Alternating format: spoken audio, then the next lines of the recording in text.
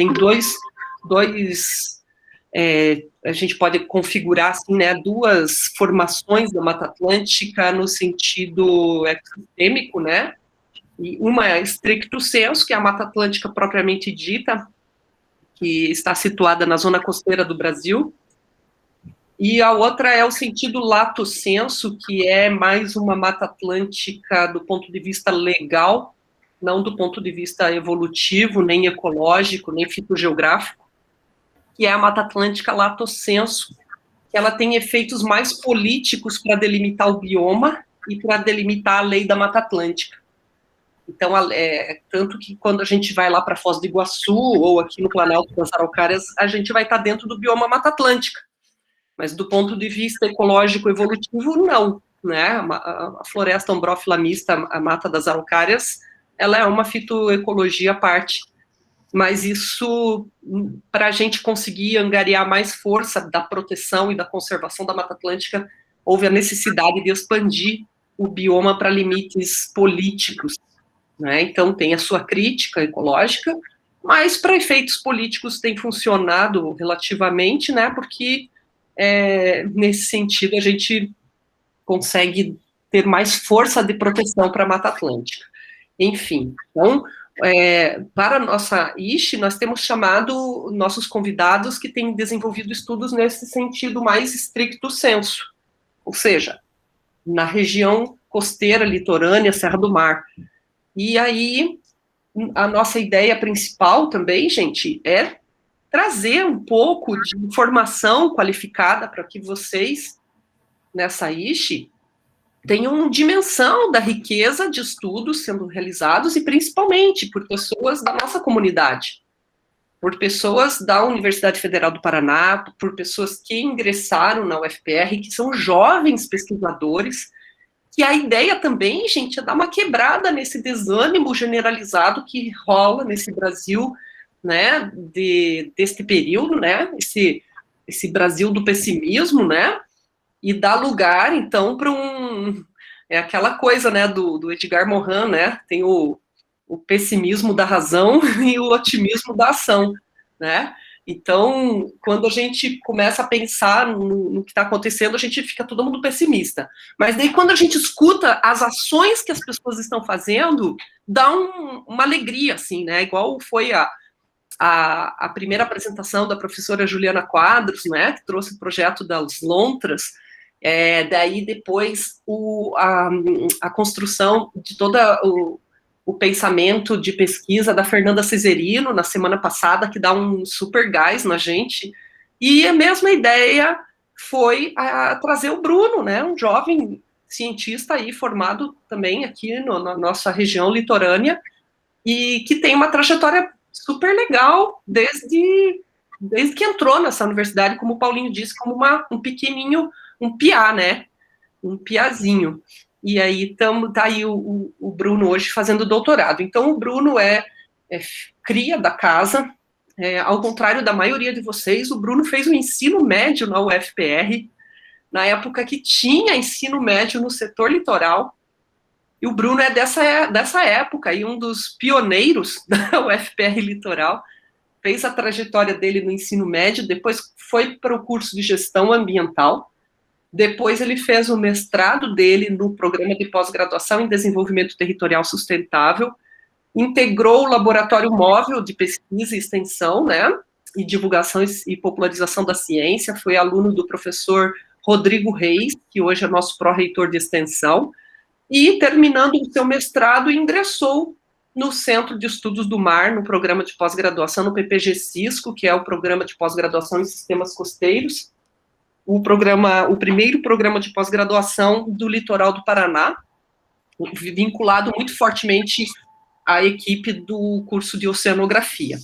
Então, para nós que fomos professores do Bruno, é muito legal trazer ele aqui hoje e para falar para vocês um pouco do que ele fez, o que ele está fazendo, o que ele pensa em fazer. Bruno, então, agradeço muito por você ter aceitado o convite e passo a palavra para você, tá bom? Ok. Bom, primeiramente, queria agradecer o convite e dizer que eu tava com muita saudade de todos vocês. Faz tempo que eu não vejo o pessoal da FPR Litoral, assim, diretamente, então é bom ver tanta gente. Tem algumas pessoas aqui que eu conheço, acho que a Giovana, a Luz ainda estão por aí, a Yasmin, que eu convidei, a Marinês, que trabalha comigo, então agradeço a todo mundo que veio aí acompanhar. Vou colocar a apresentação aqui, tá, pessoal? Só um minutinho.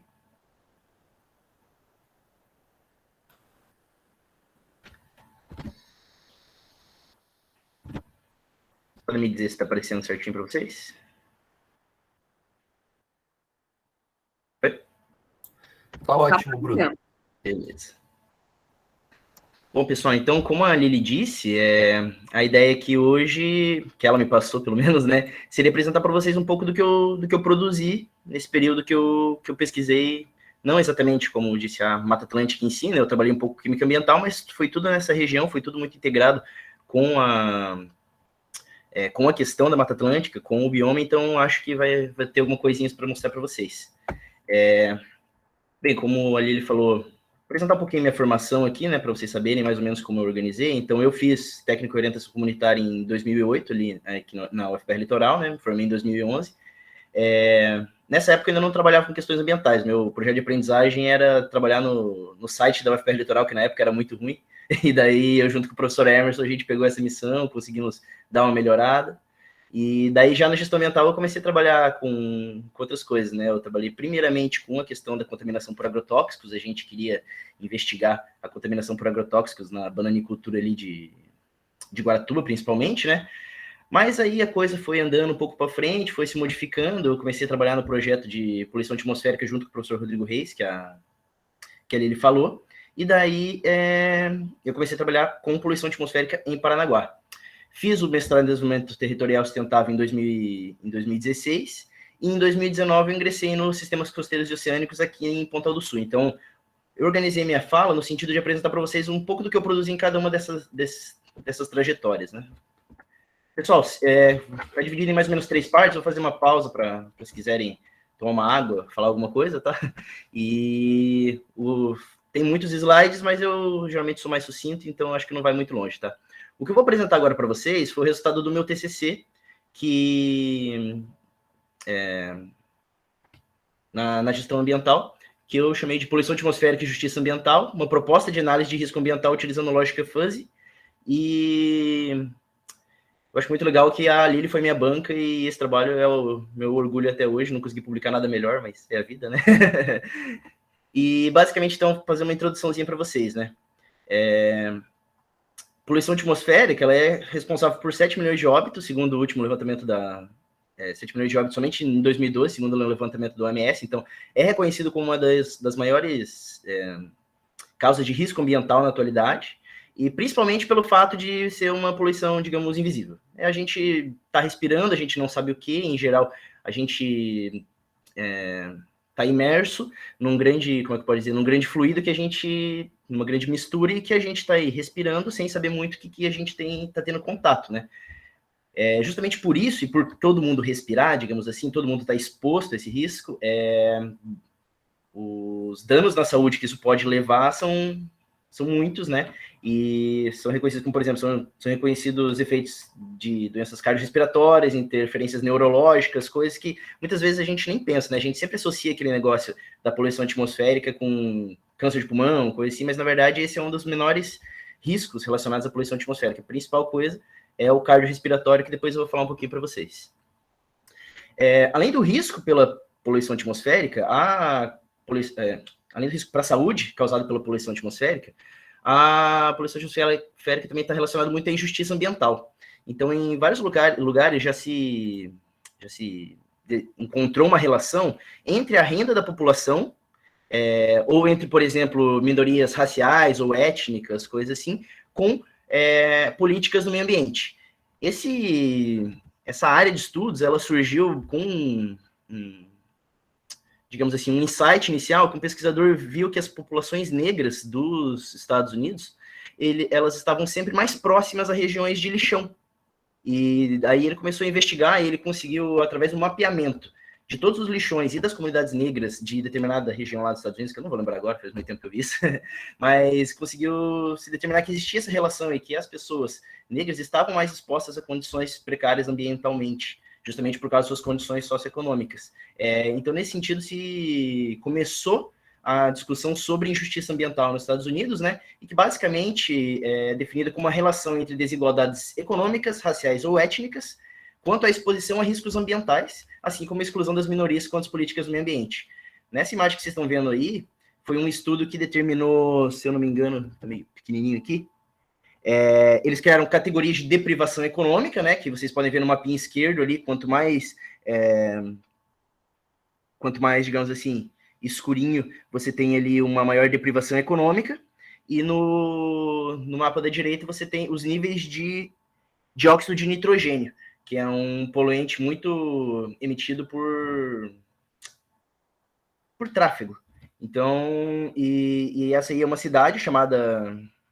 agora não vou lembrar agora exatamente, mas é uma cidade da França, e que eles conseguiram identificar muito claro essa relação entre deprivação econômica e as políticas do meio ambiente, né? No caso aí, está falando da poluição atmosférica. Um outro conceito que eu utilizei muito no meu trabalho foi o do biomonitoramento. Nessa época que a gente estava começando a trabalhar com poluição atmosférica na UFPR Litoral, a gente não tinha muito equipamento, muito recurso, muito jeito de fazer nossas pesquisas, digamos assim, medindo a poluição atmosférica em loco. Porque isso é caro, depende de equipamento. Se você vai ter, por exemplo, algum equipamento para medir, você vai ter em um só lugar, você não vai conseguir, por exemplo, espalhar por toda a cidade. Então a gente começou a pensar, como é que a gente vai trabalhar essa questão da poluição atmosférica do jeito brasileiro, né? Que é trabalhar na pesquisa com pouco dinheiro, com pouco recurso. Uma das soluções que a gente achou foi trabalhar com biomonitoramento. Esse não foi o primeiro trabalho do grupo de pesquisa com biomonitoramento, né? Teve um anterior que utilizou líquens, trabalho da Camila, não sei se a Lili lembra da Camila.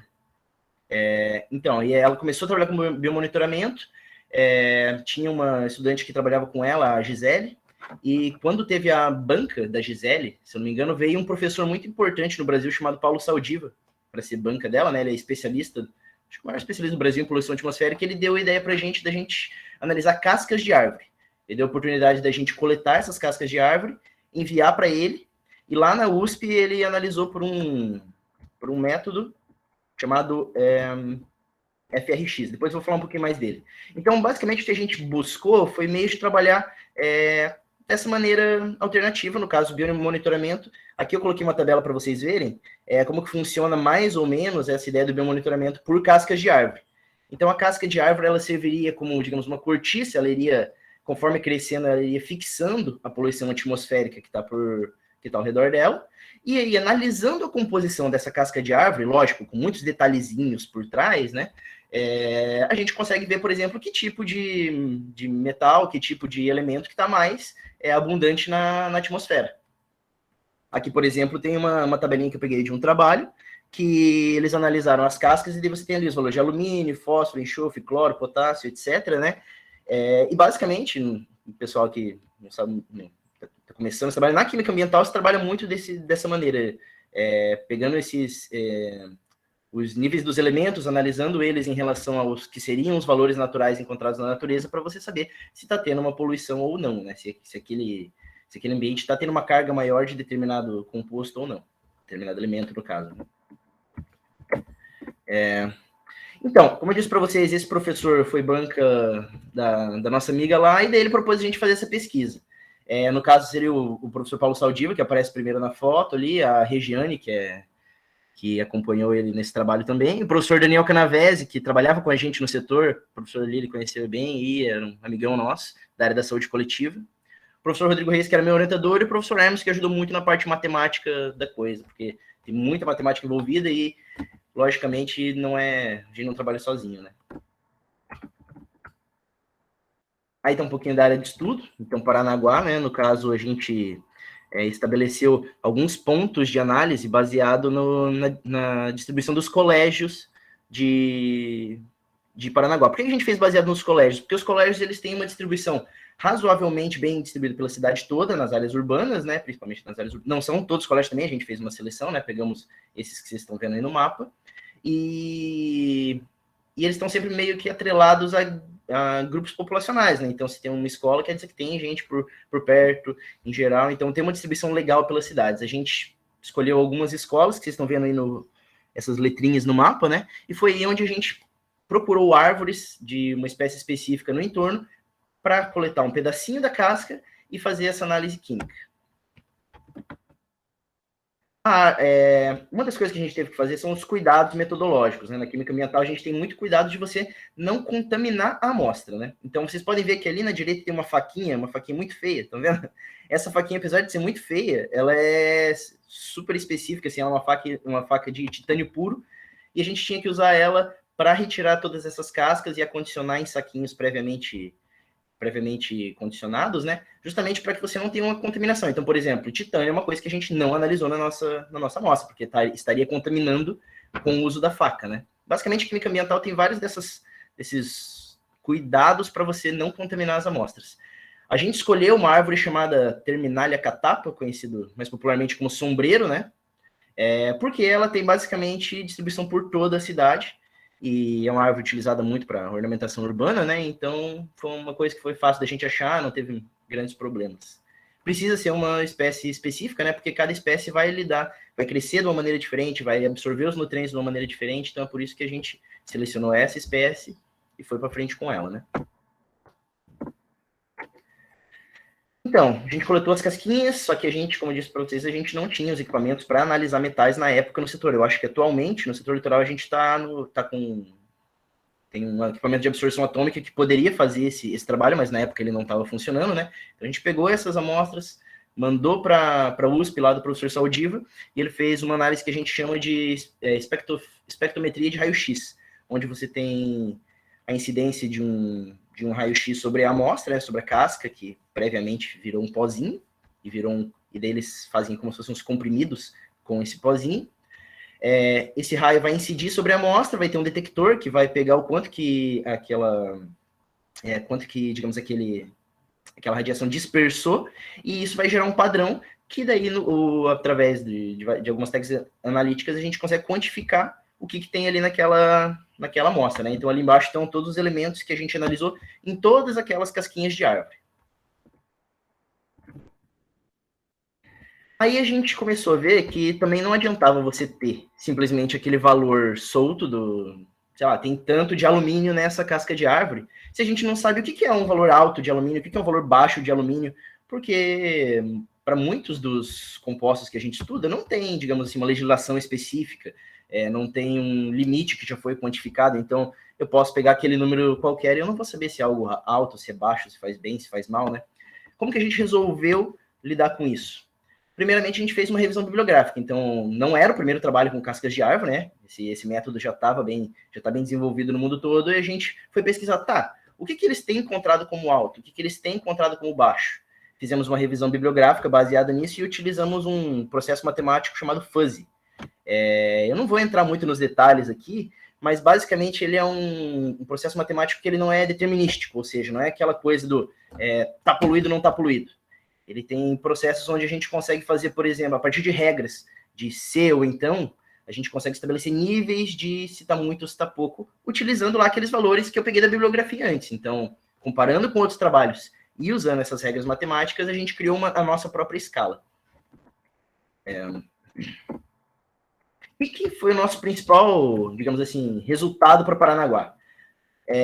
Lógico, quando a gente começou a estudar, a gente só estava com aquele monte de dados de poluição atmosférica e a gente tinha de cascas de árvore, né, da composição das cascas de árvore que davam essa ideia da poluição atmosférica para a gente, mas a gente não sabia muito bem com o que comparar e a gente começou a buscar outras informações sobre Paranaguá.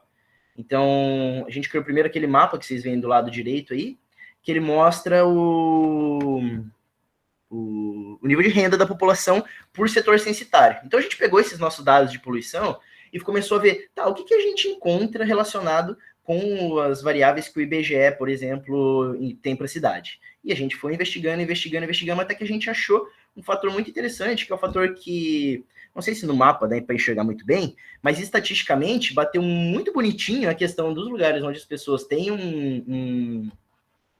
uma menor renda, são os lugares onde a gente conseguiu encontrar maiores níveis de poluição atmosférica. que são aquelas áreas que vocês veem ali, as áreas de poluição atmosférica no mapa da esquerda, quanto mais poluído, digamos assim, né, quanto mais poluentes a gente encontra nas cascas, mais está escurinho ali no mapa. E no outro mapa, no mapa da direita, a gente tem ali a renda. Então, quanto mais pobre o bairro, mais escurinho está demarcado ali também, com uma exceção.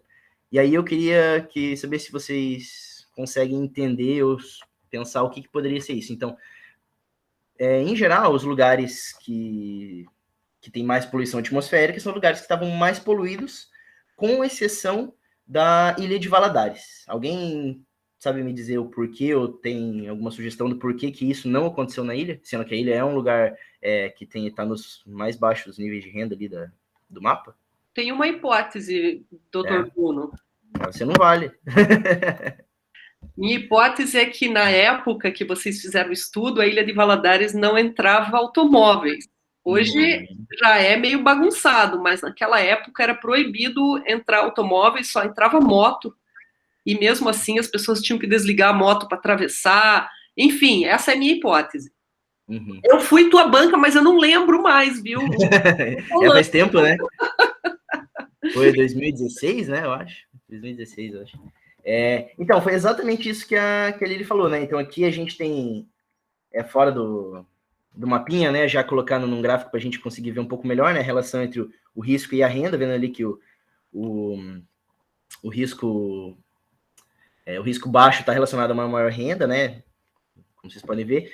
E na Ilha de Valadares, eu não coloquei aqui, pessoal, desculpa, que estava só na estatística, mas realmente, tipo, na Ilha de Valadares você tem uma diferença muito grande, as estatísticas batem perfeitamente sem a Ilha de Valadares, e quando você coloca a Ilha de Valadares, o modelo estraga totalmente, então a gente vê que realmente é um ponto fora da curva. Valadares era um caso específico, e justamente porque na época na região você tinha um menor tráfego de veículos, você tinha basicamente ali entrando veículos de saúde, né? Então ambulâncias, veículos de emergência, bombeiros, e as motos que podiam atravessar a ponte. Nessa época você tinha um tráfego muito pequeno na ilha, e isso refletia na poluição atmosférica.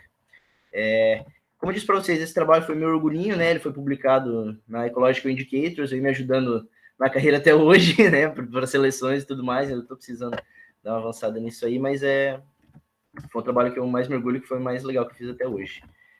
Pessoal, daqui para frente eu vou passar a apresentar a minha dissertação de mestrado, e então eu queria saber se alguém tiver alguma dúvida agora, quiser comentar ou parar para tomar uma aguinha, fique à vontade. Só vou comentar rapidinho, Bruno, porque esse teu primeiro trabalho, ele vai trazer um conceito que nós temos usado muito na ecologia política, né?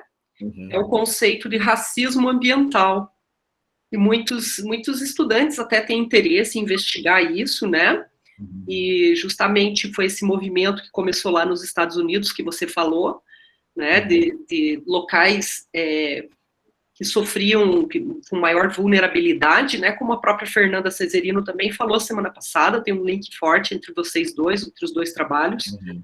E os lugares mais pobres, os lugares onde tem maior concentração, menor concentração de renda, e onde as populações negras estão, são os locais mais sujeitos a desastres, são os lugares mais sujeitos à poluição, e isso é reconhecido hoje como um efeito do racismo ambiental, né? Então, as pessoas sempre estão relacionadas com os locais mais insalubres, tá? Então, só uma questão legal de colocar, né? Porque esse é um conceito fortíssimo hoje da justiça ambiental, e o teu trabalho abordou justamente isso, né? Então, legal, tá bom? Interessante, aí eu queria completar, já que a gente falou primeiro do Paulo Vieira, né? No início, quando não se falava em racismo ambiental, se falava já sobre, digamos assim, os principais alvos das externalidades, né? Uhum. Então, as externalidades sempre agindo sobre também se falava muito em excluídos, né? Excluídos como principal alvo. Depois é que foi evoluindo para esse conceito aí de justiça ambiental hoje e racismo ambiental, porque tudo é uma forma de segregação, né? De discriminação também. Uma das coisas que eu acho importante, que eu até não tratei muito aqui na apresentação, talvez um pouco pela pressa, né? Mas é a questão, assim, de quanto que Paranaguá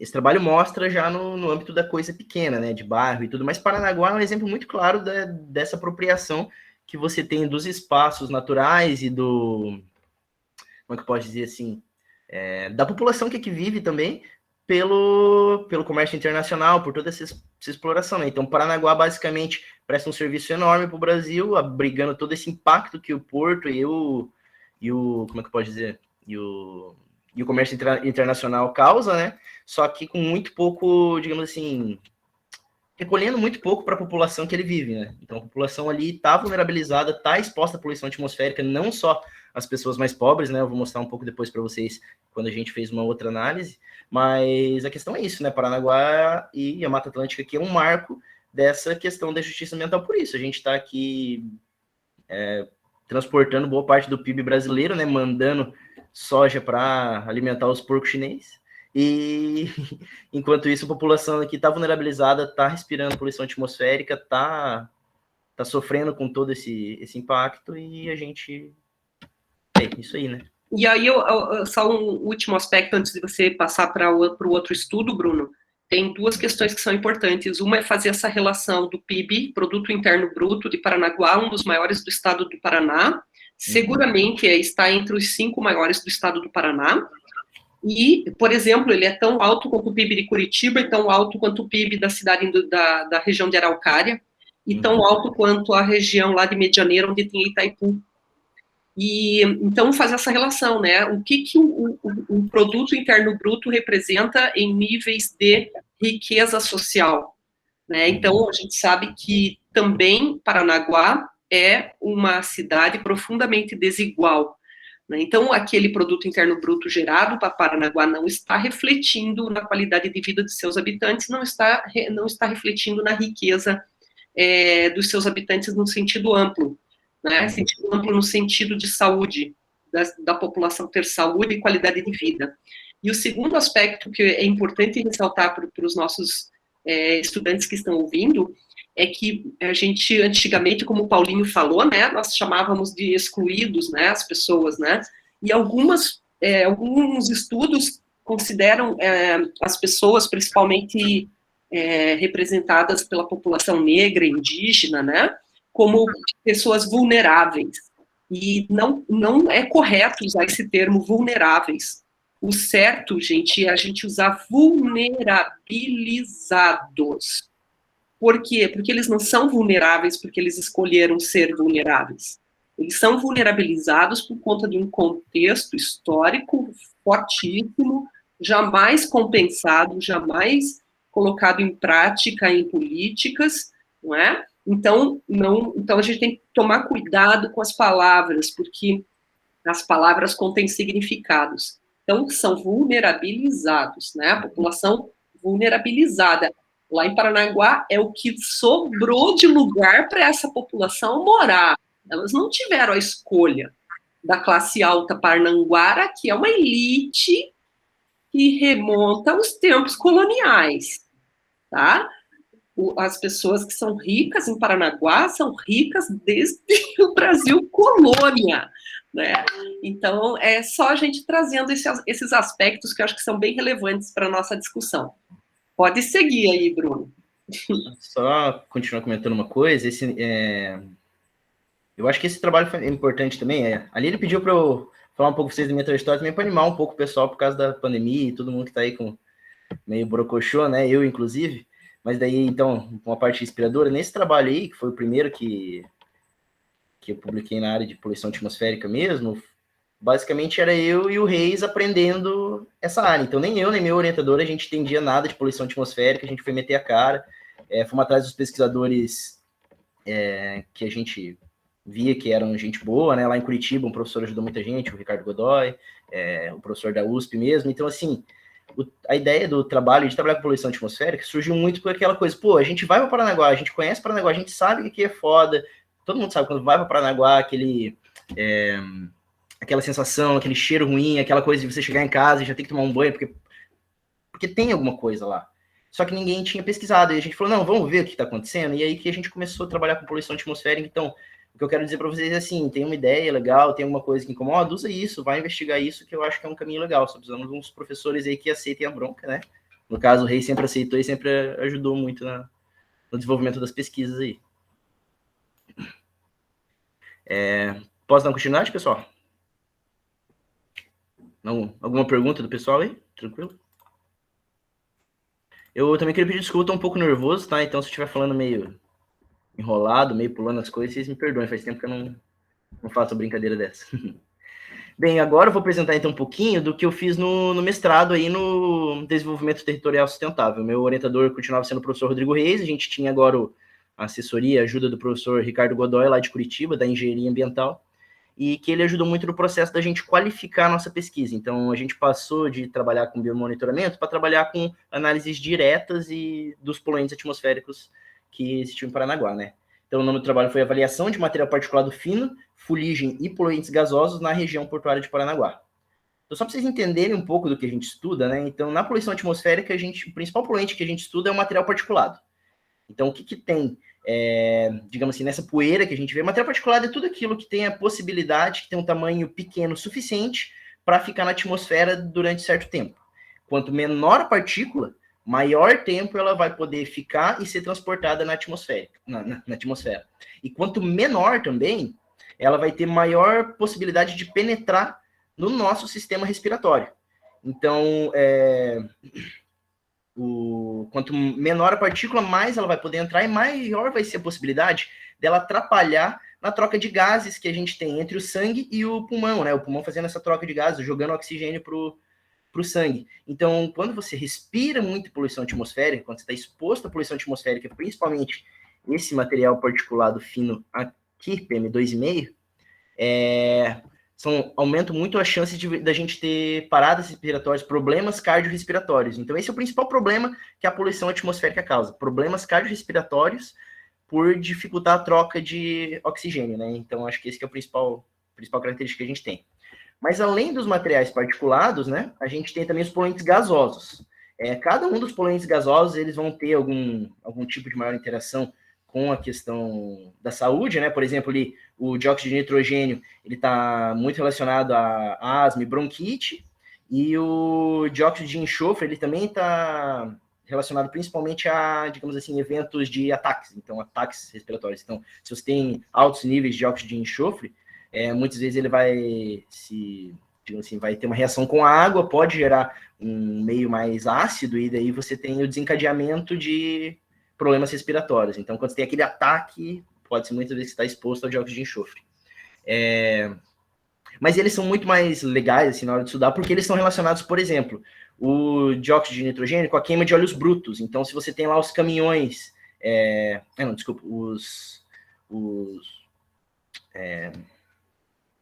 o dióxido de nitrogênio está muito relacionado às emissões veiculares, desculpe. Então, quando você tem lá os caminhões emitindo, tem uma circulação grande de caminhões, você vai ter a maior emissão desse poluente. Então, ele é um indicador para a gente de onde que está vindo e para onde que está indo a poluição dos caminhões, por exemplo, que circulam em Paranaguá. E o dióxido de enxofre, ele já é pela queima de óleos brutos. Então, você tem ali, por exemplo, a queima dos combustíveis de navios. O combustível de navio é um óleo muito mais bruto, muito menos refinado, muito mais poluente do que o dos caminhões, por exemplo.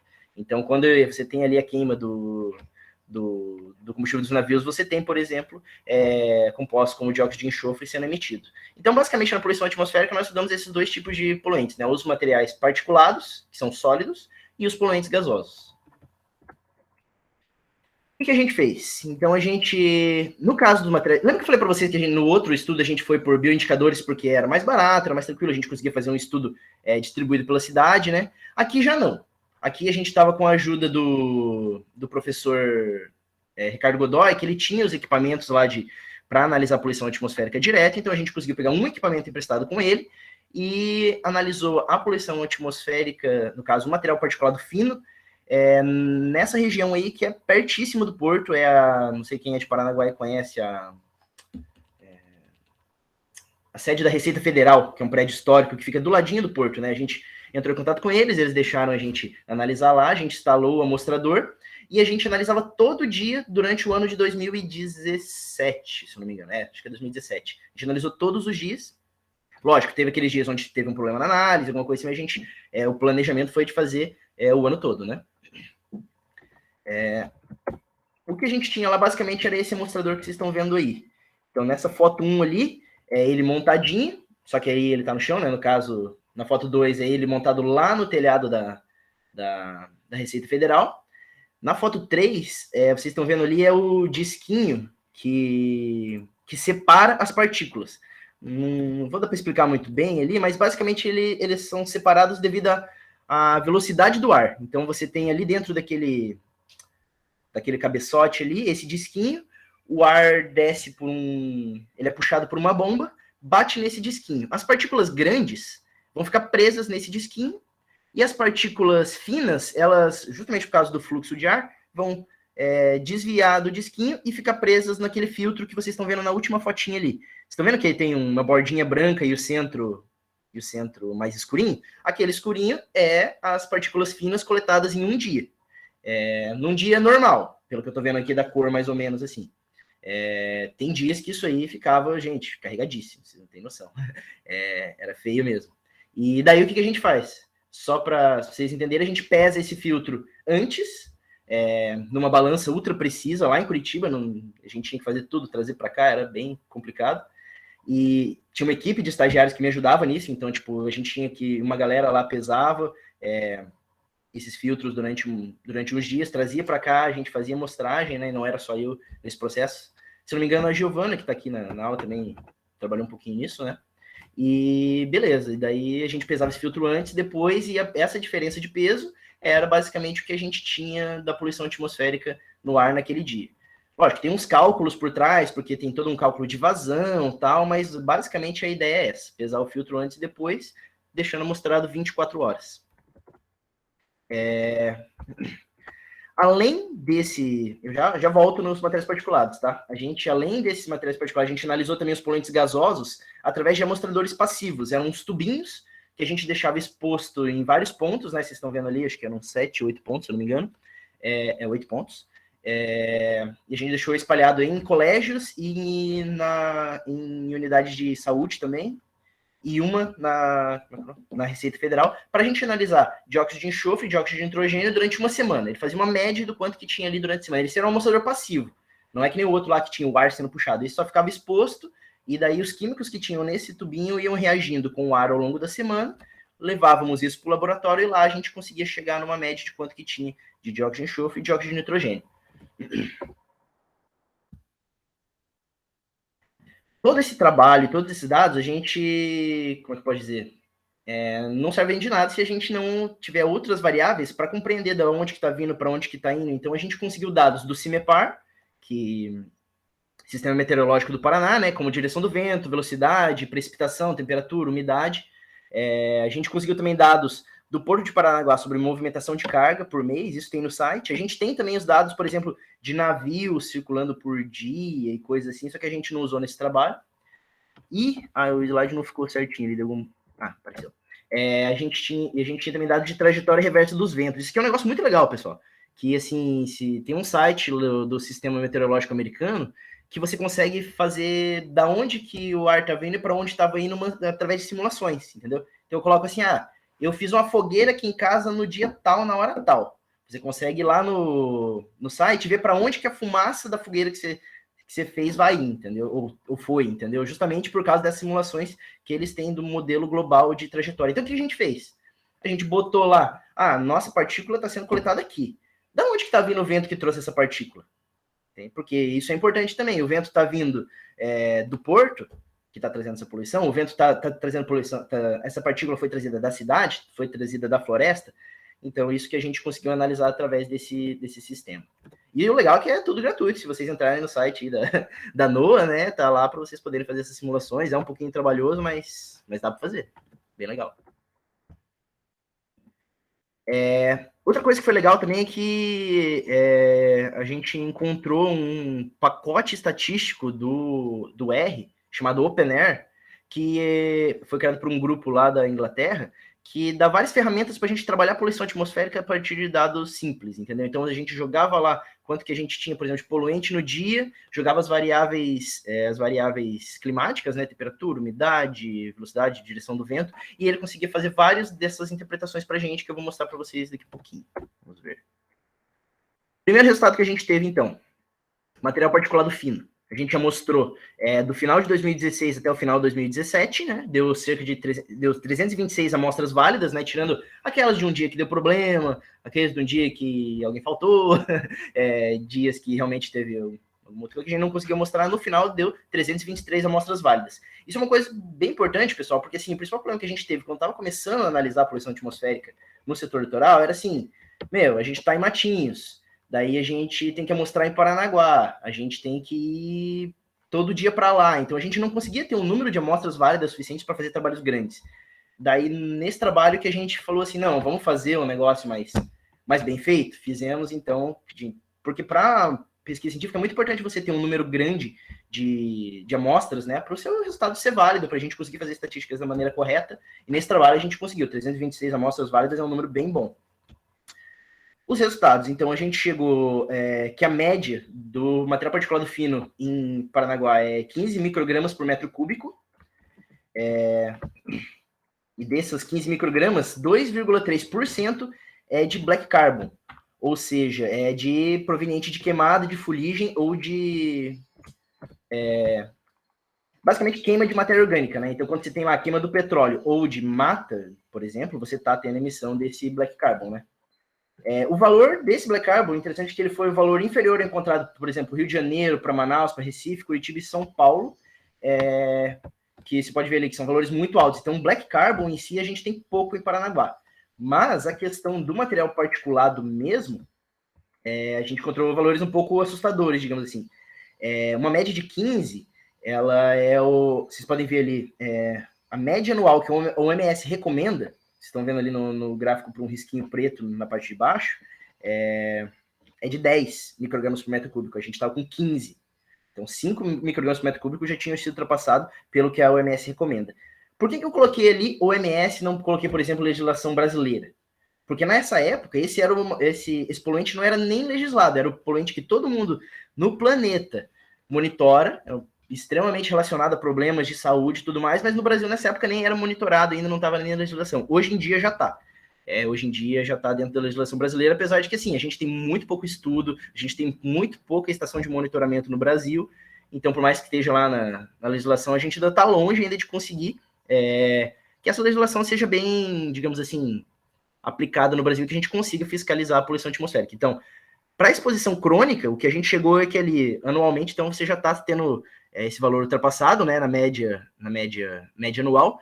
E vocês estão vendo ali aquele risco preto um pouco mais em cima, que está escrito limite máximo diário OMS?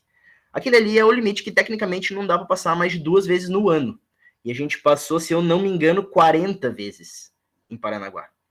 Então, para a questão do material particulado fino, Paranaguá está bem preocupante e níveis que são crônicos, né? Então, você está ultrapassando a média crônica, ou seja, a população está todo dia ali respirando um pouquinho daquela poluição e se contaminando, e você está ultrapassando também em vários dias o limite máximo que a OMS recomenda. 40 vezes é um valor bem, bem alto, né? Sendo que você pode ultrapassar, tecnicamente, umas 2 nos lugares onde é regulamentado. Né? Hein, Bruno? Oi? Isso que Paranaguá, estando no litoral e com vento vindo do mar, né? Uhum. Toda essa poluição que está sendo medida aí, efetivamente tem fontes bem definidas ali, né? Uhum. Se fosse, por exemplo, no interior, você teria mais dificuldade de discernir se a poluição está vindo da própria cidade ou se está vindo da região. Uhum. Por exemplo, eu li esses dias sobre a questão das queimadas, né? Uhum. No interior do Brasil ali. Então, no mesmo lugar, assim, às vezes você conta uma mensagem que tem fumaça vindo de diferentes regiões do Brasil. E ali não, ali efetivamente, né, vindo a brisa do mar, toda a poluição está sendo produzida efetivamente ali no porto, na região, né? Uhum. Uma das coisas que é legal do sul da Paranaguá é isso. Então, a gente tem ali uma região portuária, industrial, então você tem ali a manufatura da soja, dos adubos e de várias outras coisas. Tem ali a emissão dos navios, dos caminhões, mas tudo está relacionado à questão portuária. Então, basicamente, tudo que a gente encontrar ali, a gente consegue relacionar com a questão portuária. Então, Paranaguá é muito bom para você conseguir estudar isso, sabe? Você tem cercado por Mata Atlântica, toda a poluição que tem ali está vindo desse tipo de atividade, então a gente consegue trabalhar bem como modelo mesmo para a gente entender a poluição atmosférica, né? E uma coisa... Tem uma questão aplicada também, desculpe, Bruno. Não, pode falar, tem uma questão aplicada nisso, que é o seguinte: se você tem uma fonte que é tão fácil de você caracterizar que veio dela, também é fácil de você pensar, fácil não, mais fácil de você pensar em termos de compensação, ou em termos de quantificar, digamos assim, esse efeito. Para pensar, inclusive, em medida compensatória, para pensar em medidas, por exemplo, compensação do tipo, se existe isso, então, teoricamente, a atividade portuária deveria pagar o tratamento das pessoas que têm doença respiratória, por exemplo. Né? Porque é possível provar que a causa e efeito estão ligadas, né? Então, essa é uma... Alguns trabalhos que a gente faz estão nesse sentido mesmo. O professor Reis lá com alguns outros estudantes, agora não estou mais acompanhando, mas estava trabalhando a questão, por exemplo, de pegar esses dados, por exemplo, que a gente tem diariamente, comparar com internações por problemas cardiorrespiratórios, entende? Eu não sei para até que ponto essa pesquisa caminhou aí, que eu parei de acompanhar, mas tinha essa iniciativa também. E daí a gente conseguiria fazer justamente essa relação, né? A Ju levantou a mão? Pode falar, Ju. Bruno, Oi. Nessa tua pesquisa bibliográfica, em algum momento apareceram, né, trabalhos feitos com cotonetes nas narinas das pessoas?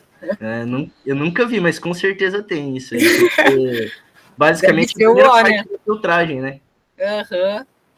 Eu sei que eu lido um pouco com madeira aqui em casa, faço alguma coisa assim. O banho não é o mesmo naquele dia. Então, daí isso que é uma coisa interessante também, ó. Nessa imagem aí, a gente tem como que as partículas se distribuem no sistema respiratório, tá vendo? Então, geralmente, isso que essas melecas de nariz, essas coisas, elas são formadas pelas partículas mais grossas, né? Que o nosso nariz já consegue filtrar. Quanto menor a partícula, mais, daí ela vai passar do trato respiratório inicial, né? E vai para o trato respiratório inferior. O que vai lá para os alvéolos é o que vai causar o pior estrago que a gente tem. Por isso que eu não sei se eles investigam tanto mais a questão, por exemplo, do que está no nariz, justamente por causa disso, sabe? O que está no nariz vai sair, já era. Agora o que vai para o fundo do pulmão que é o perigoso, né?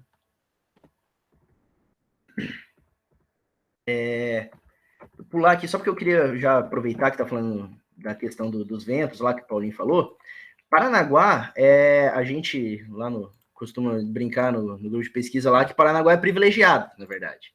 Por que acontece? A gente foi ver a direção principal dos ventos, deixa eu ver, acho que eu não coloquei aqui. É isso que vai explicar melhor. A gente foi ver a direção principal dos ventos e a gente viu que os ventos, em geral, em Paranaguá, eles são da direção, digamos assim, praia-floresta, entende? Como se os principais ventos e o vento geral de Paranaguá fosse vindo de Pontal e levando as massas de ar, levassem as partículas para a região da floresta, da Mata Atlântica ali, das montanhas, né?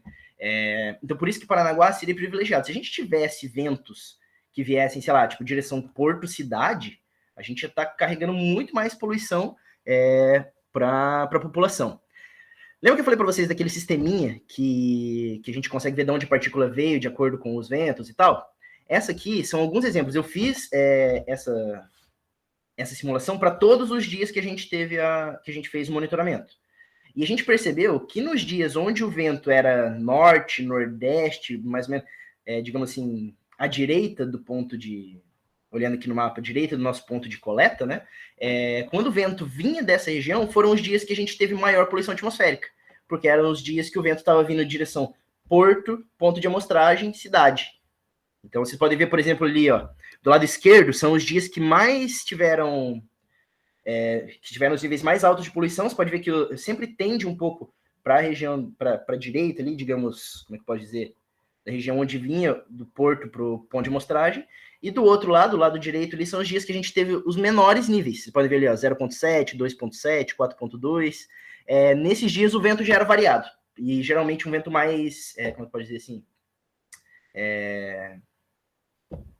mais forte, então ele dissipava mais as plumas de poluição, né? Nos dias que a gente teve os maiores níveis, era o vento direção porto-cidade, e geralmente um vento mais fraco, ou seja, vai trazendo e não espalha tanto a poluição, vai trazendo aos poucos, né? Então, tem muito disso. Paranaguá teria uma situação muito pior se, por acaso, a situação dos ventos fosse diferente, entendeu? E mesmo assim, a gente ainda tem, sei lá, 40 episódios de poluição drástica no ano. É de se preocupar, né?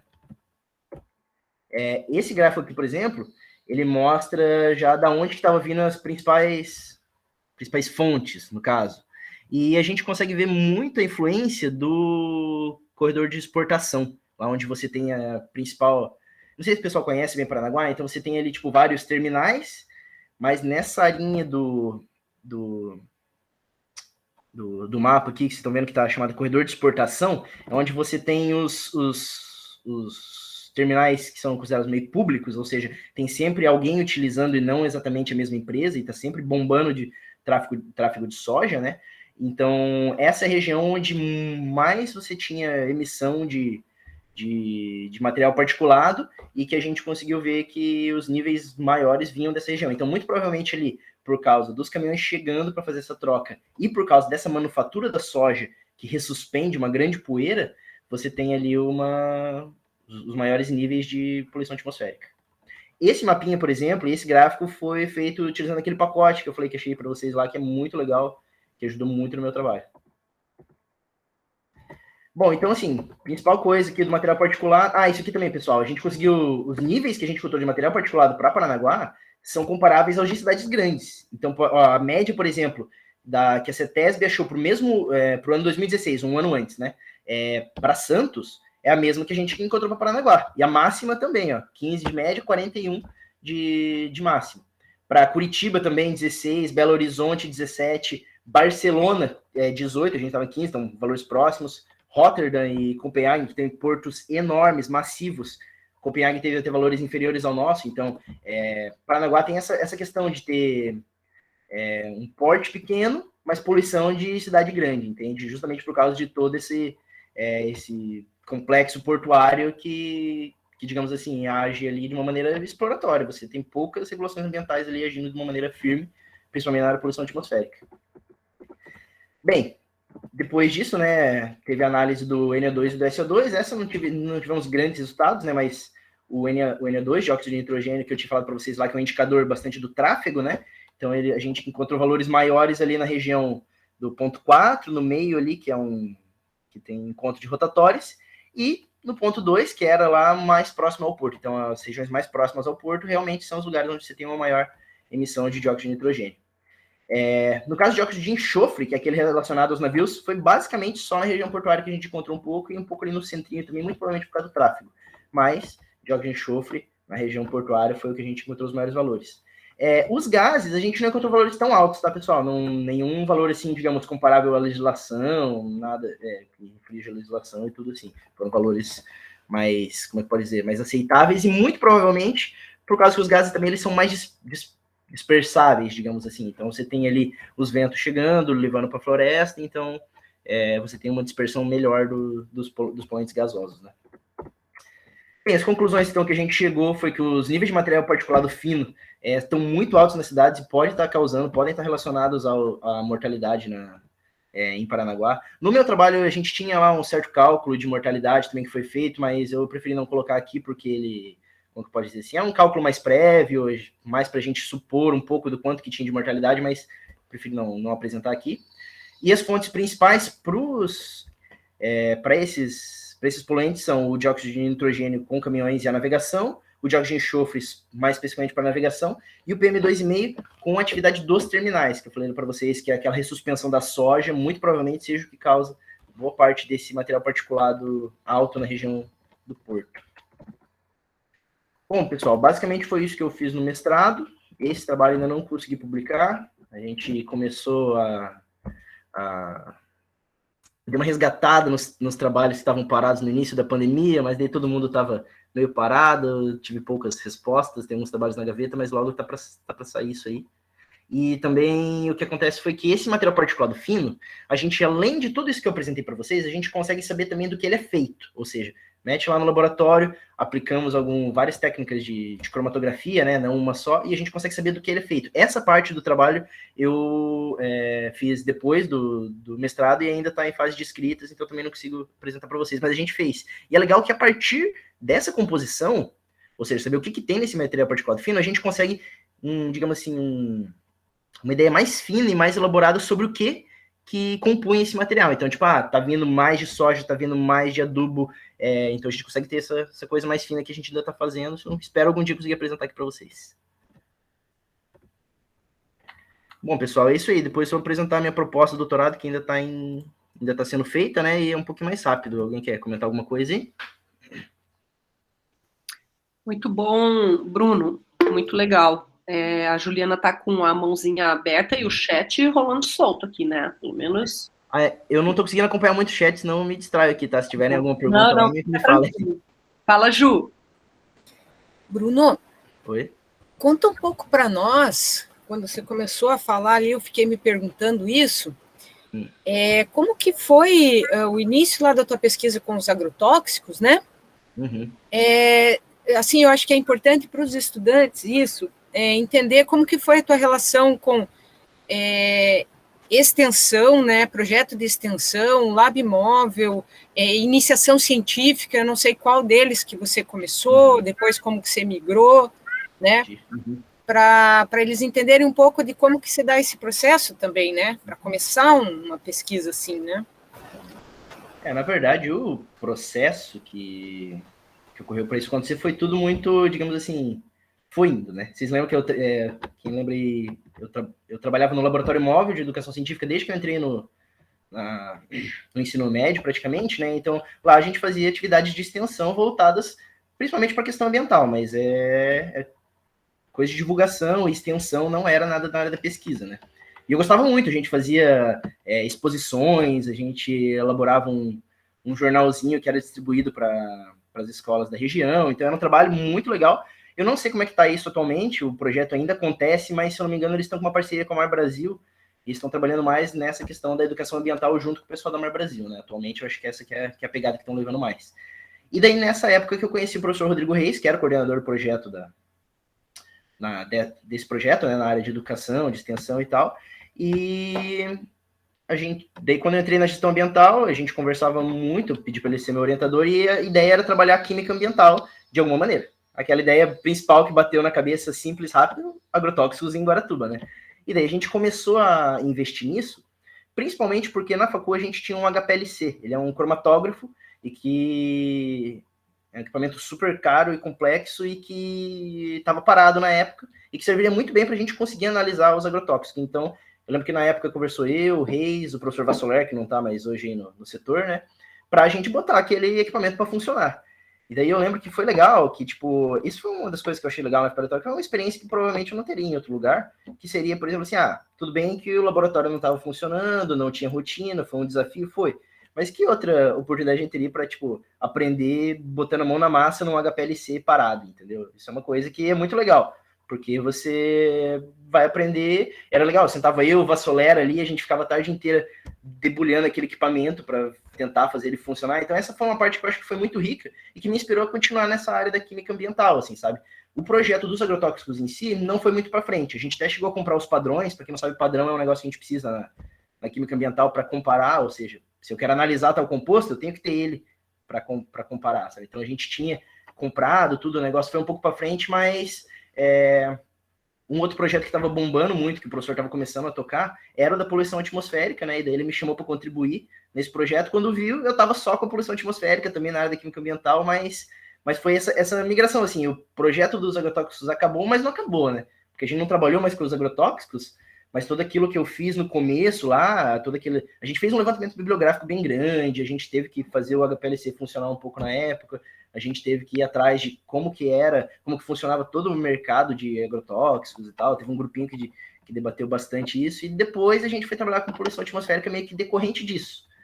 Então, tipo assim, por mais que o projeto dos agrotóxicos tenha ficado para trás, o que ele rendeu foi o que a gente praticamente formou o grupo de química ambiental aí no setor, né? Que daí depois vieram os trabalhos aí da Lili também, da Ju, lá o trabalho da Núbia, né? Que trabalhou com isso. Então, tipo assim, foi legal pra gente dar esse start na coisa. Era isso que eu respondi? Eu dei uma viajada agora. Mas é isso, entendeu? E daí, quando eu entrei na GA, daí eu parei um pouco de trabalhar com a divulgação científica, eu ainda estava por lá, porque, sabe, os projetos lá no Lab era tudo meio junto, né? Então, eu sentava numa cadeira, a Renata do meu lado, né? Ela coordenava mais a parte de extensão, eu ficava mais coordenando a parte de pesquisa, e foi uma época bem boa, gostava bastante de trabalhar, era bem divertido. Vou dizer para vocês que a principal coisa que estou sofrendo na pandemia é porque eu não consigo trabalhar sozinho em casa trancada, gente. Eu não presto para isso, não presto nem um pouco. E nessa época eu me diverti muito mais e tinha muito mais tesão em fazer as coisas, né? Ultimamente tá bem difícil. Até eu falei para Lili, ela falou para eu vir dar uma perspectiva de animação, eu falei, vixe, não sei se eu sou a melhor pessoa não, Lili, mas... Muito, muito interessante isso, né, Bruno? Porque vocês naquela salinha lá do primeiro andar eram uma galera trabalhando em equipe e tudo junto misturado, né? Uhum. Não tinha essa mesmo de quem faz o quê, todo mundo fazia tudo e você trabalhava muito na parte gráfica dos projetos também, e o tempo todo com um monte de gente, né? E de repente trancado em casa. Vai para casa. Então, realmente, né? E tem gente que consegue trabalhar muito bem sozinho, e tem gente que não consegue. Então, é um problema, né? Não, e é bem... Bruno. Oi, diga. Acho que nós é que vamos te animar. Né? Não, adorando hoje isso aqui. Quem sabe não ajuda, né? O tamanho. Já arrumamos uma sarna para você se coçar. Você que fique aí dando mole. A sarna tem. Nossa, na verdade, a sarna que eu tenho para me coçar que eu vou apresentar agora para vocês, né? Tá. Então, vamos lá. Posso começar? Pode. Boa. Pessoal, até que horas eu tenho? Até meio-dia?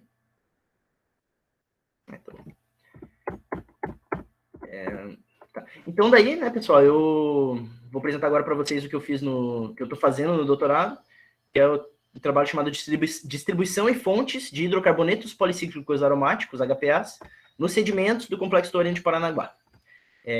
Basicamente, como que foi esse trabalho, né? Então, teve uma aula inaugural aí, quando eu estava no mestrado, com o professor Paulo Lana. Ele é um cara muito legal, eu já conheci ele da fama dele de antes, foi durante muito tempo o diretor aqui do Centro de Estudos do Mar, né? Ele, na verdade, ele trabalha com bentos, trabalha com biológica, assim, nível estrito da biológicas mesmo, né?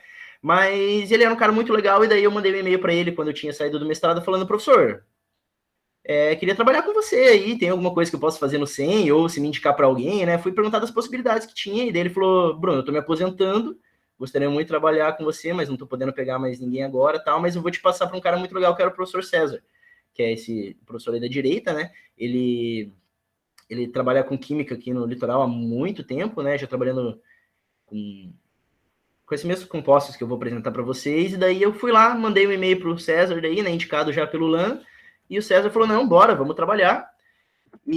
Só que assim, eu não tinha ideia de projeto, pessoal, eu tava meio abandonadão, assim, eu até tinha ideia de um projeto que eu submeti para o doutorado em engenharia ambiental lá em Curitiba, mas que não passei, não fui para frente, porque a prova lá é basicamente cálculo, 100% cálculo, daí eu rodei, né?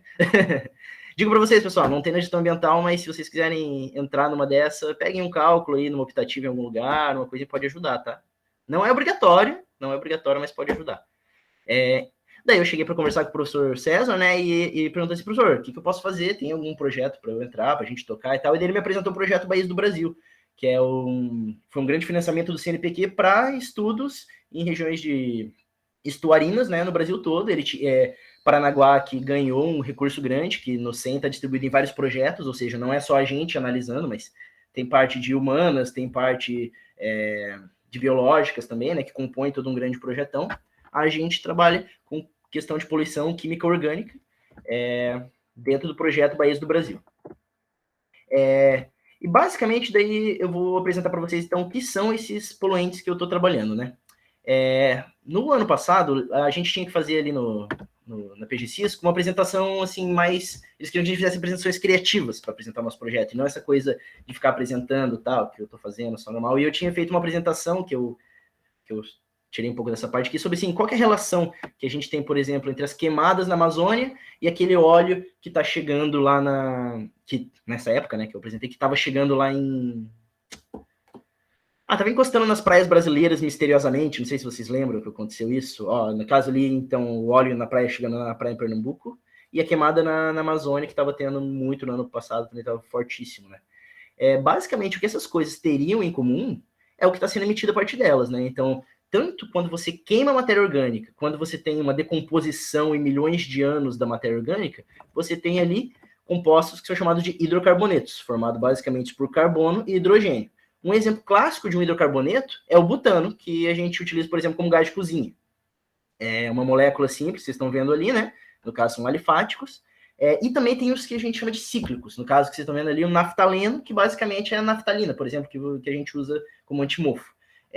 Eu trabalho com os cíclicos. No caso, hidrocarbonetos policíclicos, né? Ou seja, tem várias cadeias de vários desses hexágonos aí, e aromáticos, porque eles têm uma característica química, que são esses risquinhos, que são características esses risquinhos aqui que vocês estão vendo. Eu não vou saber explicar assim rapidinho para vocês, mas que confere uma característica interessante para essas moléculas de estabilidade. Então, elas são muito estáveis e tem uma decomposição meio dificultada aí em alguns aspectos na natureza, né? Basicamente, como eles se formam. Então, tem duas formas básicas da formação desses hidrocarbonetos. Então, uma delas é através de, digamos assim, aquecimento e pressão. Vocês estão vendo aqui então, a molécula simples de um hidrocarboneto, que ao sofrer o aquecimento e também a pressão, né, no caso, o que eu estou falando para vocês é da formação do petróleo, basicamente. Pirossíntese. Esse aqui é de queima. Então, você tem ali, por exemplo, uma árvore ou um carvão na sua casa sendo queimado. Ele é um hidrocarboneto, né, uma cadeia de hidrocarboneto que vai ser queimado. E daí, justamente a queima incompleta dessas moléculas vai fazer com que você tenha a emissão do que a gente chama de hidrocarbonetos policíclicos aromáticos. Isso também ocorre não só pela queima, mas também por pressão e aquecimento, que é o caso do petróleo. Então, tanto o petróleo quanto a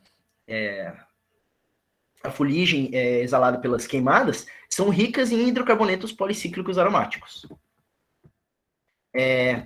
Isso é importante porque, na verdade, a gente consegue distinguir as fontes a partir de qual desses hidrocarbonetos que está sendo emitido, sabe?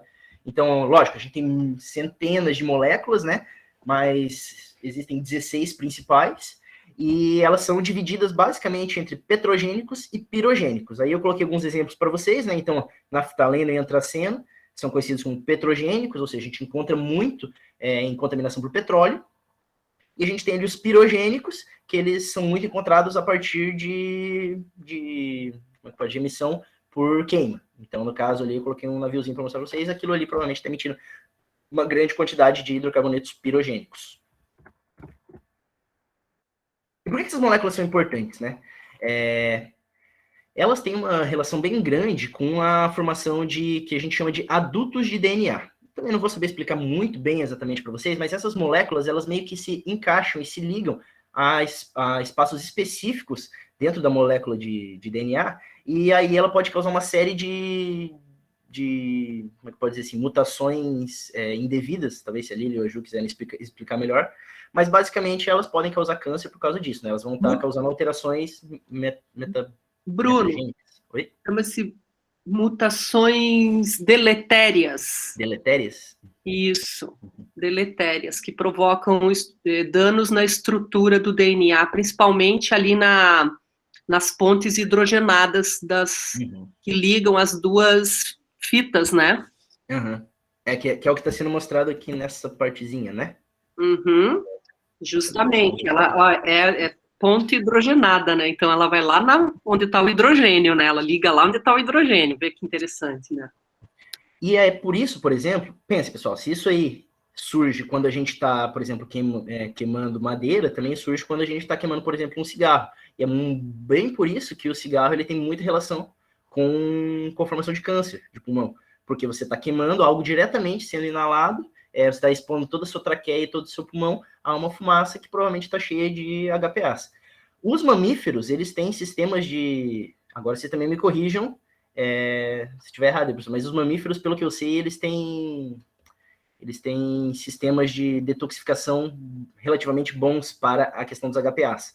Então, muitos dos estudos com HPAs, eles são mais voltados, por exemplo, para a condição de outros organismos, como, por exemplo, moluscos, que são muito mais afetados, não tem um sistema de detoxificação, digamos assim, dos HPAs tão forte. Me corrija se eu estiver errado. E é justamente por isso também que a gente pode fazer comida na churrasqueira de vez em quando, que não tem problema, tá? Porque senão, se a gente não tivesse esse sistema de detoxificação, provavelmente comer essas comidas seria bem ruim pra gente. E é justamente por isso também que foi muito preocupante quando estava tendo aquele processo da limpeza das manchas na região. Então, além dos HPAs, uma série de outros hidrocarbonetos são formados, né? O que eu estudei foi só um deles, mas quando os voluntários estavam lá limpando, eles estavam se expondo a essas manchas de óleo, estavam tendo contato direto com essas moléculas, e isso é muito preocupante também, porque pode causar uma série de problemas para essas pessoas, né? Não só os HPAs, mas todos os tipos de moléculas que você tem aí no petróleo. E daí quando a gente vê essas moléculas todas sendo, como é que pode dizer, emitidas, a gente vê que isso é uma coisa invisível e não tem nada a ver com tipo, só aquela mancha que a gente tem jogada no mar. Aquilo está sendo disperso, né? Então, quando você vê uma fala dessa, peixe é um bicho inteligente, foge quando vê o óleo, aí vem, tipo, não tem um mínimo de discernimento ambiental dentro desse governo, né? E por isso que as pessoas sempre ficam naquela do fora Salles, fora tal. A gente tem que tirar o Bolsonaro, gente, porque não tem jeito, tá? Vai tirar ele, se a gente ficar tirando o ministro do meio ambiente, vai colocar outro, vai vir um outro pior, então assim, fora o Bolsonaro, tá? Só para deixar bem frisado. E daí, uma das coisas que eu trouxe também é o que o cientista e gestor ambiental estuda num contexto desse. Então, trabalhando, por exemplo, com manchas de petróleo, uma das coisas que a gente, como cientista ambiental, como gestor ambiental, deve ver, por exemplo, dos meios de estudo, tá? Como, por exemplo, o estudo de geoprocessamento. Então, você conseguir tentar descobrir focos dessas manchas, dessas imagens por imagem de satélite. Vai também no fato da gente conseguir trabalhar com a questão do desmatamento, na questão do quanto que é desmatado, do quanto que não é desmatado. Então, eu coloquei isso aqui um pouco, na verdade, que estava na minha apresentação antiga, que eu queria levar um pouco o pessoal lá do SEM, que vocês falam, no SEM Talks, né, sobre o que o gestor ambiental, o cientista ambiental pode trabalhar num contexto desse, né. E aí vem o meu trabalho no Complexo Taurino de Paranaguá, que é estudar essas moléculas, esses hidrocarbonetos policíclicos aromáticos, nos sedimentos da Baía de Paranaguá. Por que é importante trabalhar com sedimentos, pessoal? É importante trabalhar com sedimentos porque eles dão um panorama do que está chegando para a gente lá de cima da bacia de drenagem, né? Então, quando o sedimento que a gente encontra na Baía, ele veio de algum lugar, e tendo uma ideia do que a gente encontra de poluição nesse sedimento, a gente consegue ter uma ideia do status de contaminação ambiental na região. Então, os meus objetivos foram avaliar a ocorrência, ou seja, as quantidades, né? A distribuição, ou seja, algo mais espacial, e as fontes desses hidrocarbonetos, né? Ali eu coloquei com interrogação no segundo e terceiro tópico, que é identificar a intensificação das atividades humanas em diferentes escalas de tempo e entender como ocorre a transferência desses contaminantes entre os compartimentos ambientais, então entre ar, água e sedimento. Mas eu coloquei com interrogação, pessoal, porque essa parte era o que tinha ficado na época da pandemia e que está um pouco ainda em aberto e eu não estou fazendo. Basicamente, o que eu estou fazendo agora é essa primeira parte, que é o trabalho simples. Então, pegamos os sedimentos e estamos analisando eles agora nesse sentido. Só mais uma coisa. Por que, então, que esses dois aqui estão parados no momento, né? Principalmente porque essa questão das escalas de tempo ia depender de algumas coletas que a gente já fez de testemunhos. Testemunhos, não sei se vocês sabem, mas é quando a gente pega, digamos, um cano enorme, né? Tem todo o processo diferente, então, mas resumindo para vocês, pega um cano enorme, coloca no fundo da baía e a gente consegue, com esse cano, tirar todo o solo no formato e nas camadas que ele está. Então, ali a gente consegue ver, por exemplo, assim, fazer um panorama de como que a contaminação ambiental foi crescendo, por exemplo, ao longo do tempo, né? Esses testemunhos já foram coletados na Bahia, a gente coletou uns 4 ou 5, não me lembro bem, e no momento eles estão lá na USP para fazer a datação, né? Porque a gente não faz tudo aqui. Essa parte dos testemunhos, por exemplo, quem faz a datação é o pessoal da USP, tem até algumas amostras que são laboratórios internacionais que fazem, estratigrafia, isso mesmo, que é feito fora daqui. Então essa parte também é parada, eles estão vendo lá e a gente não sabe muito bem o que vai dar. E a segunda que eu deixei aqui, a interrogação, entender a ocorrência de contaminantes entre compartimentos, é porque a gente não fez, porque isso ia demandar todo um novo experimento ser iniciado e a gente resolveu esperar, era a parte final da minha dissertação, então a gente tá dando uma pausa nisso. Por isso que eu deixei ali por interrogação que ainda está no limbo sobre o que vai acontecer. Aqui, mesma coisa, pessoal. O que é o garantido é o que está em verdinho ali, que está dando certo, né? Identificar as fontes e áreas de maior impacto dos HPAs no Complexo Torrente de Paranaguá. Daí, como eu disse para vocês, os outros dois é o que está meio em stand-by. Como que foi o que a gente tem até agora? Então, a gente fez uma coleta de sedimento superficial. O que é sedimento superficial? A gente joga aquela draga, né? Ela vai retirar uma camada de cima do sedimento, ela vai bater no fundo e vai fechar. Vai coletar aquele sedimento para a gente, e esse sedimento é o que está na camada superficial, ou seja, é o que chegou, o que está disponível ali no sedimento há pouco tempo. A gente sempre faz essas coletas superficiais, né, do que tem ali em cima, e também, quando dá, a gente faz dos testemunhos, que daí pega uma camada mais profunda, né. Então, o que a gente fez até agora foi essa de sedimento superficial, em todos esses pontos que estão demonstrados ali, numa coleta realizada em março de 2018, eu ainda não estava no doutorado, não foi eu que coletei as amostras, a Marinês, eu não sei se ela está aqui ainda, ela estava acompanhando a gente aqui, ela participou dessa coleta, que ela fazia mestrado ali na PG Cisco na época, e até queria agradecer ela, porque se não fosse ela, não teria minhas amostras, né? Então foram 120 pontos amostrados, em março de 2018, teve também a coleta dos testemunhos, aqui está prevista, mas ela já ocorreu, tá, pessoal? Aqui essa apresentação que eu usei o slide. Foram coletados 5 testemunhos e a cronologia ainda está sendo feita lá na USP. Os métodos de análise laboratoriais que a gente utilizou, então, na verdade, a gente utilizou só um, né, que foi, no caso, no meu trabalho, a cromatografia a gás, por espectrometria de massas, e no caso, a análise de geocronologia, por radionuclídeos de chumbo 210 e césio 137, que está sendo feito lá na USP, e a gente não é a gente que está fazendo aqui, né?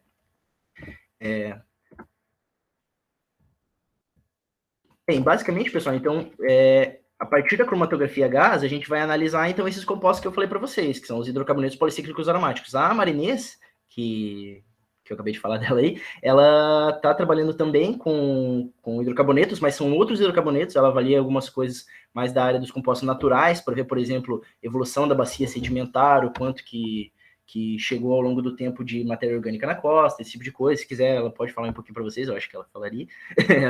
Mas e o legal é que a gente está fazendo isso a partir das mesmas amostras. Então, aquelas amostras que ela coletou, eu estou trabalhando com a poluição, ela está trabalhando com os naturais, tem pessoas de outros projetos trabalhando, por exemplo, com metais, inclusive o trabalho dos metais já está publicado, um trabalho bem bom, que o nosso laboratório vizinho ali, o laboratório da Renata Nagai fez. Então, é um projeto que mais para frente a gente vai ter um pouco do que a gente tem de contaminação por hidrocarbonetos aqui na Baía de Paranaguá.